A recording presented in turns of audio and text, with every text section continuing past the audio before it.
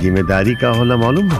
बाना लगा दे आग पानी में जवानी उसे कहते हैं, और लुटा दे बाप की दौलत फुटानी उसे कहते हैं।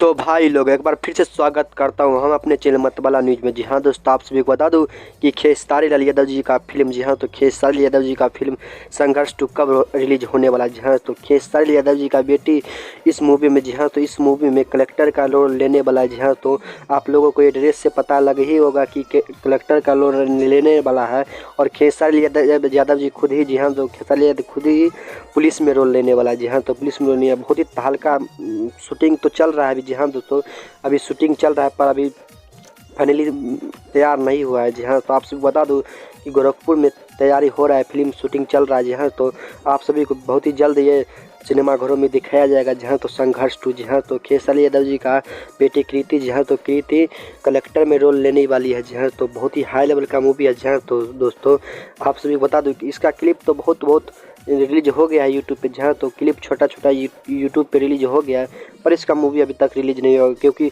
अभी तक इसका शूटिंग पूरा नहीं हुआ है। जहाँ तो अभी तक पूरा शूटिंग नहीं हुआ, अभी शूटिंग तो जारी है। जहाँ तो पर शूटिंग होते ही आप सभी को मिक्सिंग करके सिनेमाघरों में दिखाया जाएगा। जहाँ तो